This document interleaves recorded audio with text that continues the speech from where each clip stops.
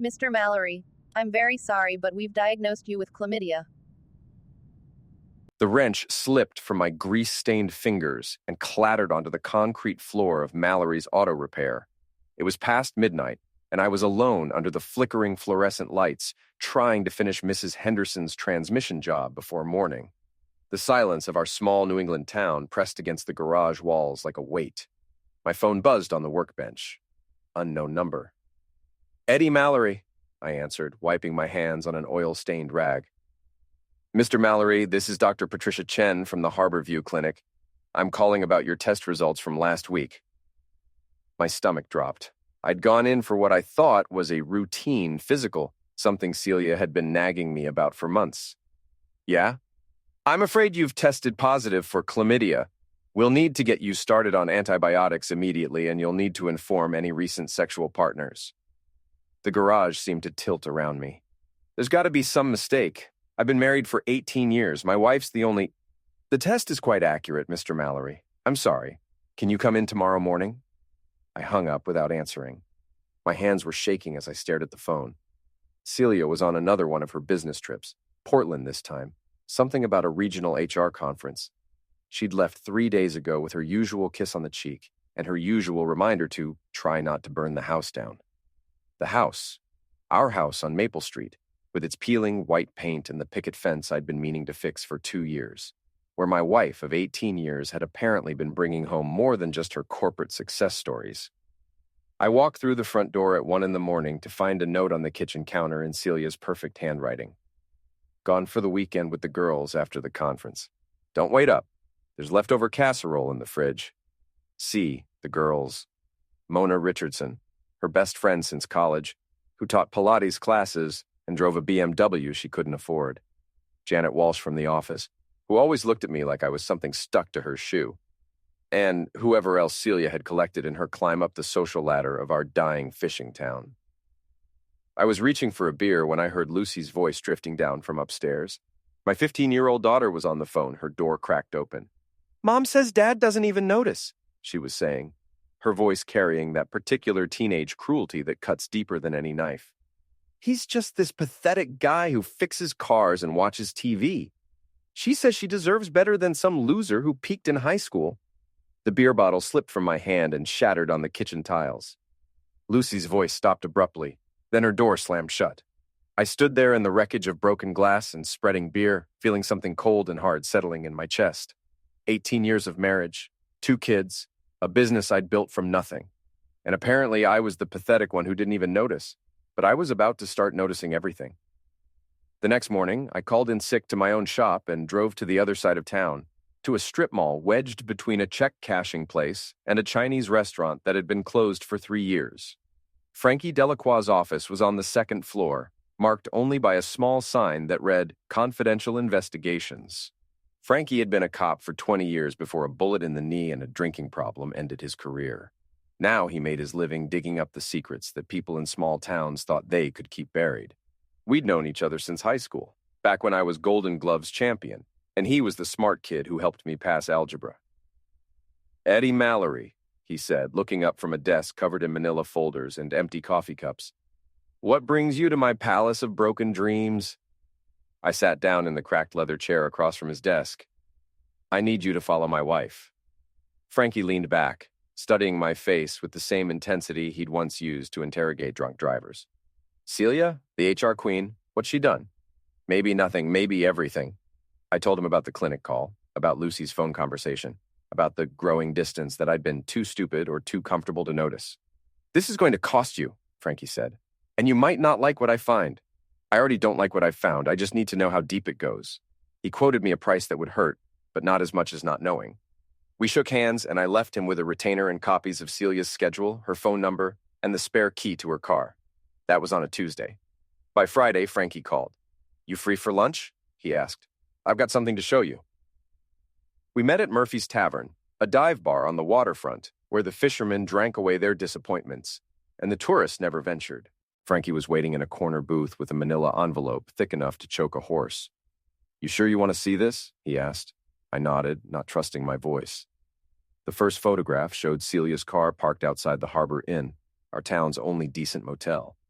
The second showed her walking into room 237 with Grant Holman, the Golden Boy insurance agent who'd sold us our homeowner's policy 3 years ago. Grant, with his perfect teeth and his perfect hair and his perfect house on the hill overlooking the harbor. The third photograph showed them kissing in the doorway. "There's more," Frankie said quietly. "More photographs, more men. Tom Bradley from the bank, Jim Morrison, who owned the hardware store, even young Danny Sullivan, fresh out of college and working at the real estate office." "How long?" I asked. "Best I can tell, about 2 years, maybe longer." Frankie pulled out a small digital recorder. "I got some audio, too. Hotel walls are thin." I listened to my wife's voice, breathy and excited, saying things to Grant Holman that she hadn't said to me in years, planning their next meeting, laughing about how clueless I was. "There's something else," Frankie said. He handed me a USB drive. "Your wife's best friend, Mona? She's been filming some of these encounters. I think she's got something on Celia, using it as leverage." "Leverage for what?" "That's what we need to find out." I paid Frankie the rest of his fee and drove home with the envelope burning like acid on the passenger seat. The house was empty. Jack was at baseball practice, Lucy was at a friend's house, and Celia wouldn't be back until Sunday night. I spent the weekend studying every photograph, listening to every recording, memorizing every detail of my wife's betrayal. By Sunday evening, I had a plan. Celia came home at 8 o'clock Sunday night, breezing through the front door with her weekend bag and her conference materials, full of stories about networking opportunities and career advancement seminars. "How was your weekend, honey?" she asked, kissing me on the cheek with lips that had been God knows where. "Educational," I said. She was in the shower when I made my move. I took the photographs, the clearest, most damning ones, and ran them through our home printer. Dozens of copies. I printed the hotel receipts Frankie had obtained. I printed the text messages he'd intercepted. I printed everything. Then I went outside and started decorating. I taped photographs to our front door. I stapled them to the fence posts. I hung them from the mailbox and the porch railing. Grant Holman's face, locked in passion with my wife. Tom Bradley's hands on her body. Jim Morrison's car parked outside the motel. I was hanging the last batch on Mrs. Pruitt's fence, our neighbor who knew everyone's business and shared it freely, when Celia's scream cut through the night air. She was standing on our front porch in her bathrobe, staring at the gallery of her infidelity. Her face was white as paper, her hands shaking. "Eddie, what have you done?"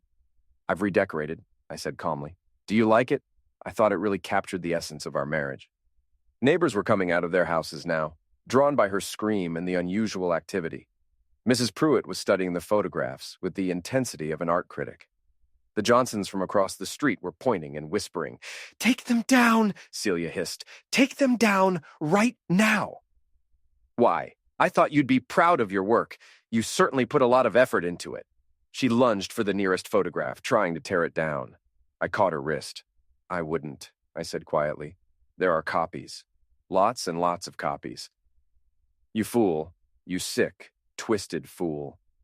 "I'm twisted? I'm not the one who's been screwing half the town while my spouse was working to pay the bills. More neighbors now. The Kowalskis. The Brennans. Even old Mr. Fitzpatrick, who never left his house except for groceries. They were all getting quite an education about Celia Mallory's extracurricular activities.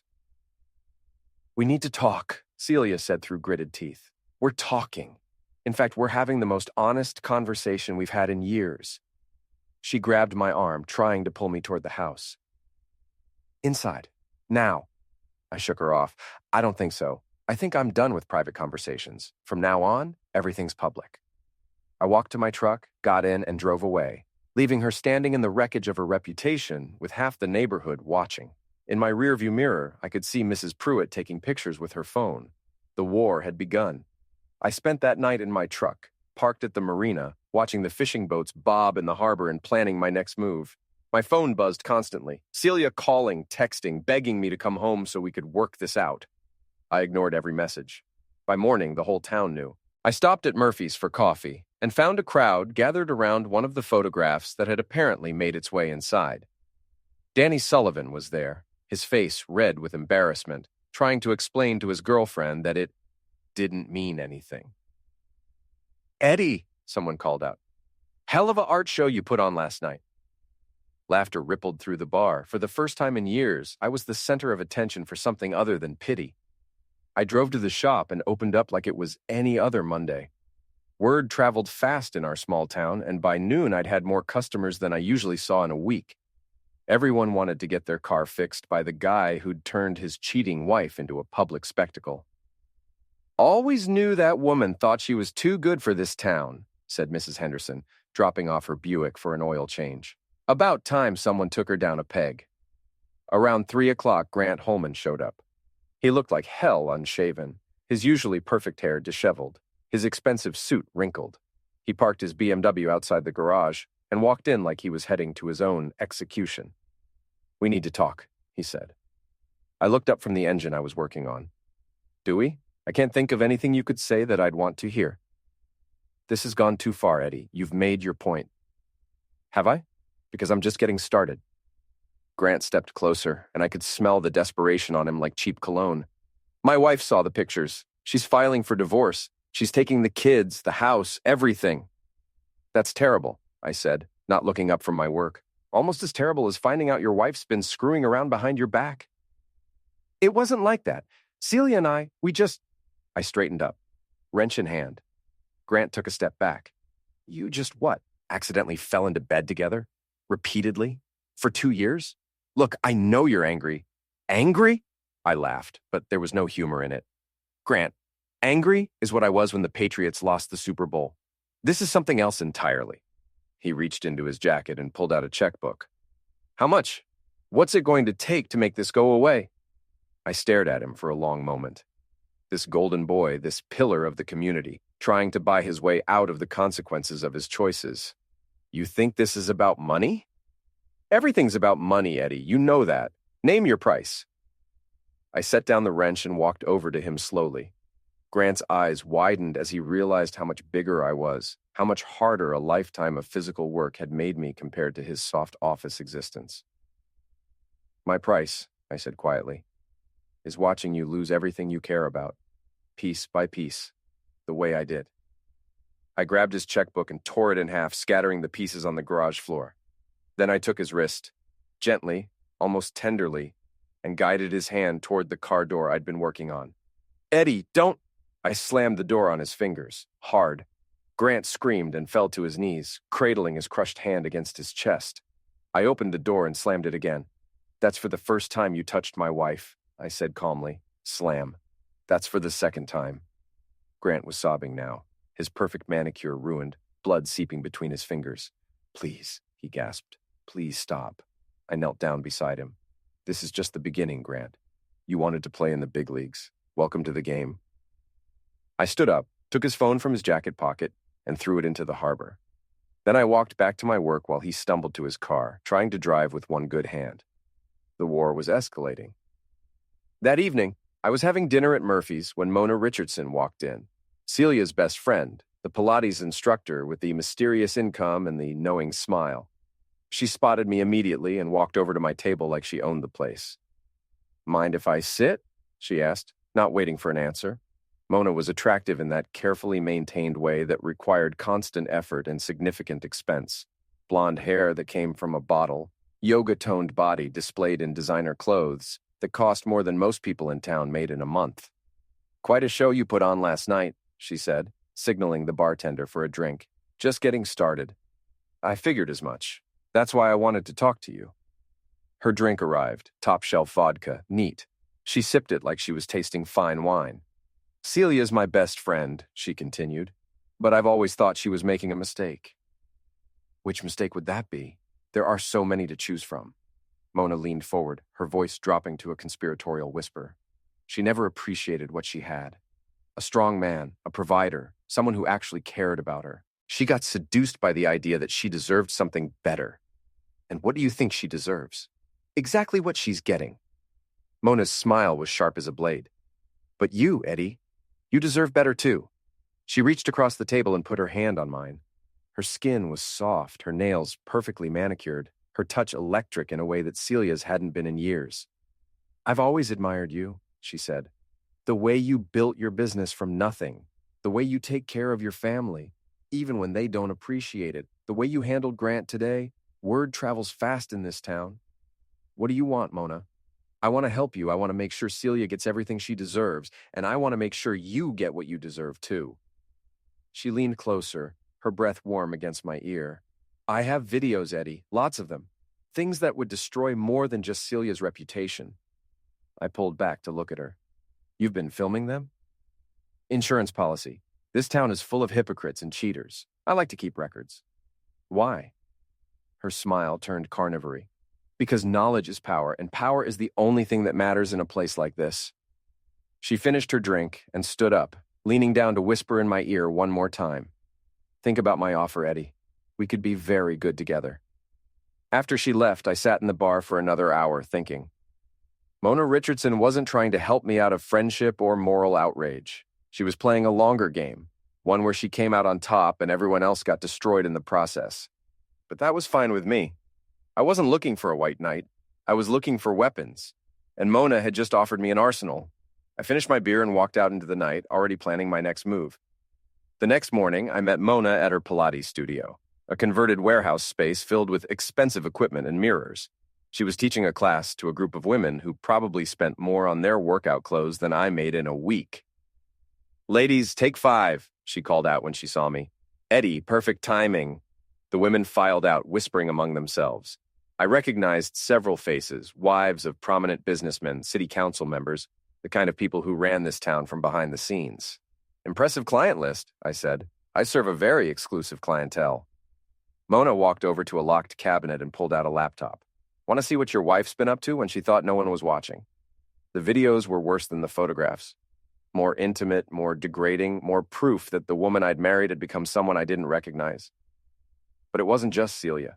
There were other women, other affairs, a whole network of infidelity that ran through the town like underground cables. Jesus, I breathed. How long have you been collecting this? Years. You'd be amazed what people will do when they think they're safe. Mona closed the laptop. The question is, what do you want to do with it? I thought about Grant's broken fingers, about Celia's humiliation, about Lucy calling me pathetic. I want to burn it all down. That's what I was hoping you'd say. We spent the next hour planning. Mona knew everyone's secrets, everyone's weaknesses, everyone's pressure points. She had dirt on half the town council, compromising photos of 3 bank executives, and enough evidence of marital infidelity to destroy a dozen families. Why? I asked. Why help me do this? Mona was quiet for a long moment, staring out the window at the harbor. Because they all think they're better than us, Eddie. The wives who come to my classes and talk about their perfect marriages while they're screwing their personal trainers. The husbands who look right through me like I'm invisible. They think they're untouchable. She turned back to me, and for the first time I saw something real behind her carefully constructed facade. Anger, pain, a hunger for revenge that matched my own. Let's show them how wrong they are. That afternoon, I started making deliveries, anonymous packages to wives, husbands, employers, business partners. Each one contained carefully selected evidence of betrayal, corruption, or hypocrisy. I didn't sign them, didn't include explanations. I just let the evidence speak for itself. By evening, the phones were ringing all over town. Marriages were exploding, business deals were falling apart, reputations were crumbling. The carefully maintained social order of our small community was coming apart at the seams. And I was just getting started. 3 days later, they came for me. I was working late at the shop when I heard the cars pull up outside. Through the window, I could see Grant Holman's BMW, Tom Bradley's Mercedes, and Jim Morrison's pickup truck. My wife's lovers, united in their desperation. They walked in like they owned the place. Grant's hand was bandaged, but he was trying to project confidence. Tom looked nervous, sweating despite the cool evening air. Jim just looked angry. We need to talk, Grant said. I didn't look up from the engine I was working on. Seems to be a popular phrase around here lately. You've had your fun, Eddie, Tom said. You've made your point. Now it's time to stop. Stop what? I haven't done anything illegal. You destroyed my marriage, Jim snarled. My wife took the kids to her mother's. She won't even talk to me. That's terrible, I said. Have you considered not cheating on her? Grant stepped forward. We know you're working with Mona Richardson. We know she's been blackmailing people. I straightened up, wiping my hands on a rag. Blackmail's a serious accusation. You got proof? We don't need proof, Tom said. We just need you to stop. Or what? The 3 of them exchanged glances. These were soft men, office workers, and glad-handers who'd never thrown a punch in their lives. They were trying to intimidate someone who'd spent 30 years working with his hands and 10 years boxing in amateur competitions. "Or we make your life very difficult," Grant said. I laughed. "More difficult than finding out my wife's been screwing half the town? I'm curious how you plan to top that." Jim pulled out his phone. "We've got pictures too, Eddie. You and Mona looking very cozy at Murphy's the other night. How do you think Celia would feel about that?" "Probably about the same way your wife felt when she saw you with mine." "We can destroy your business," Tom threatened. "I've got connections at the bank. One word from me and your loans get called in." "Go ahead. I've been thinking about retiring anyway." They were getting desperate now, these pillars of the community. Their perfect lives were falling apart, and they were looking for someone to blame, someone to punish, someone to make it all go away. But I wasn't going anywhere. "Here's what's going to happen," I said, setting down my tools and walking toward them. They backed up instinctively. "You're going to leave my shop. You're going to go home to whatever's left of your families. And you're going to live with the consequences of your choices." "This isn't over," Grant said. "You're right. It's not." I smiled, and there was nothing friendly about it. "It's just getting started." They left, but I knew they'd be back. Desperate men do desperate things, and I'd made them very desperate indeed. I locked up the shop and drove home, ready for the next phase of the war. When I got home, I found Lucy waiting for me in the kitchen. My 15-year-old daughter was sitting at the table with her homework spread out in front of her, but I could tell she hadn't been studying. "Dad, we need to talk." I got a beer from the refrigerator and sat down across from her. "Shoot." "Mom's been crying for 3 days. She won't eat. She won't leave the house. She just sits in her room staring at the wall." "I'm sorry to hear that." Lucy's eyes flashed with anger. "Are you? Because you don't sound sorry. You sound like you're enjoying this." "Your mother made her choices, Lucy. I'm just making sure everyone knows what they were." "She made a mistake." "Mistakes, plural, for years." Lucy was quiet for a moment, processing this. "She was smart, my daughter. Too smart for her own good sometimes." "What about us?" she asked finally. "What about Jack and me? Did you think about what this would do to us?" The question hit harder than I'd expected.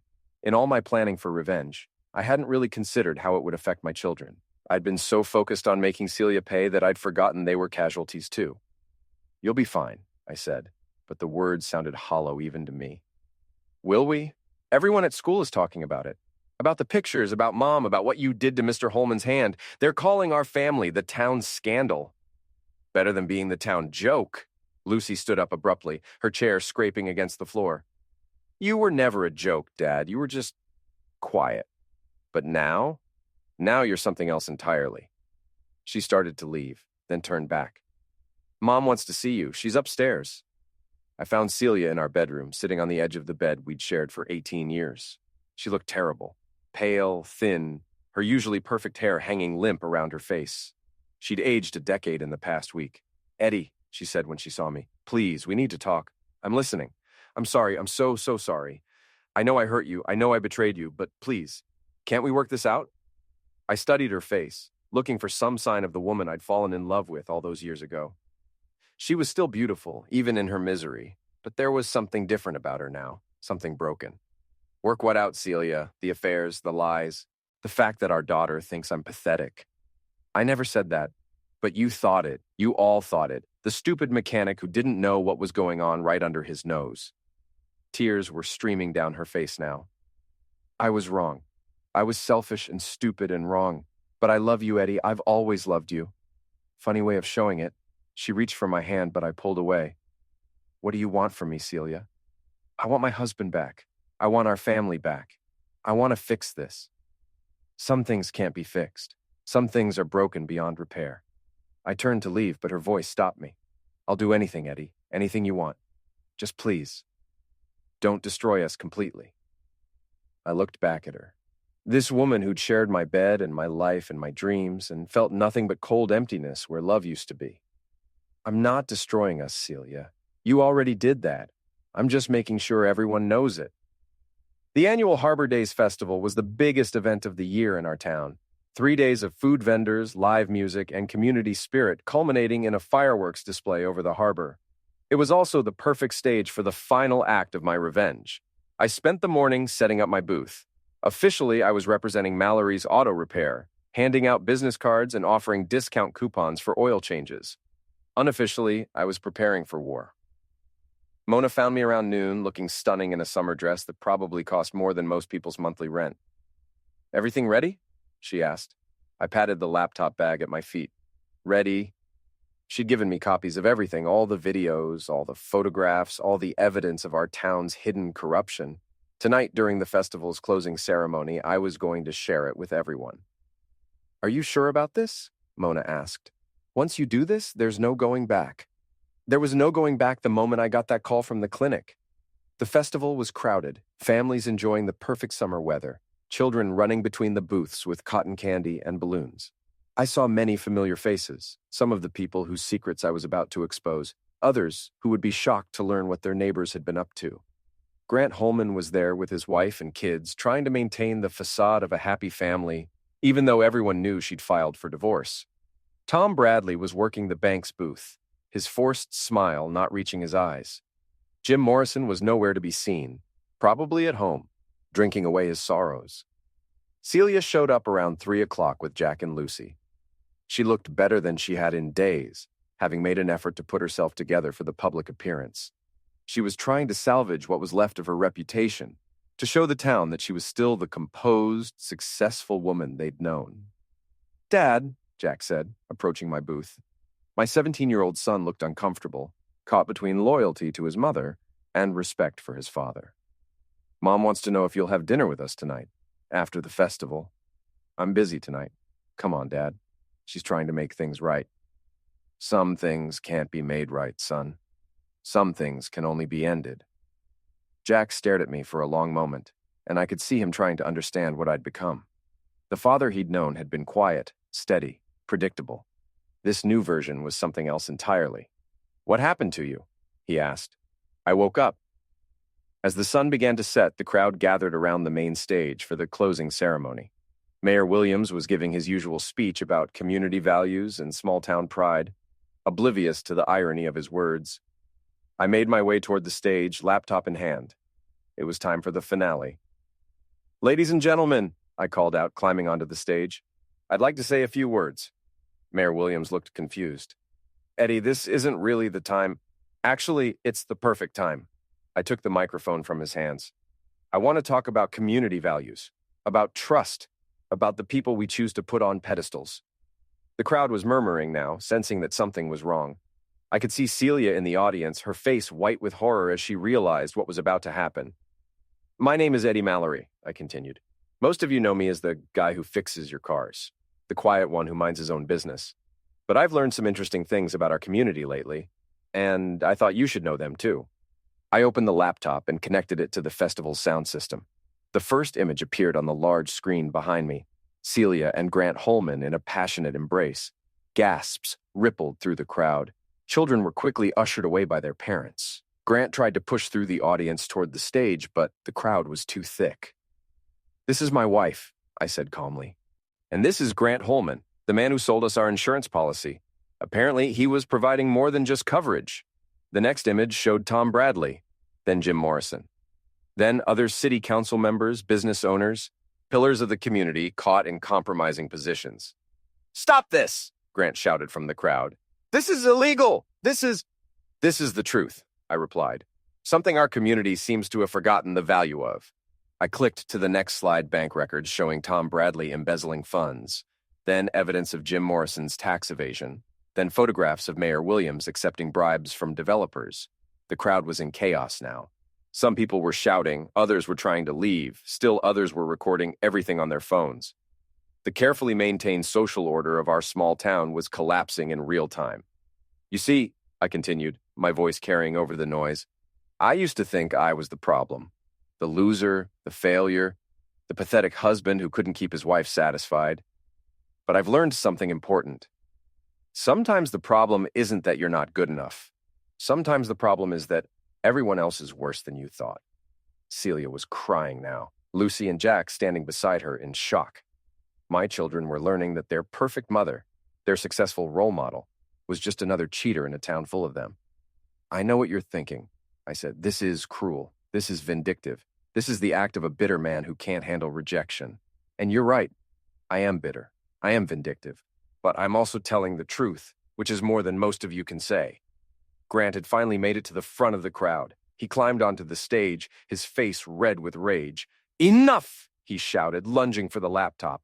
I caught him easily, my years of physical work giving me strength he couldn't match. He swung at me with his good hand, a clumsy punch that I deflected without effort. "You want to fight me, Grant?" I asked. "In front of the whole town? Let's do it." I punched him once, a solid right cross that dropped him to his knees. The crowd gasped. Grant tried to get up, blood streaming from his nose, but I put my hand on his shoulder and kept him down. "Stay down," I advised. "You've embarrassed yourself enough for one lifetime." Tom Bradley was trying to escape through the crowd, but several people were blocking his way, demanding explanations about the missing bank funds. Mayor Williams had disappeared entirely, probably already planning his resignation speech. I turned back to the microphone for my final words.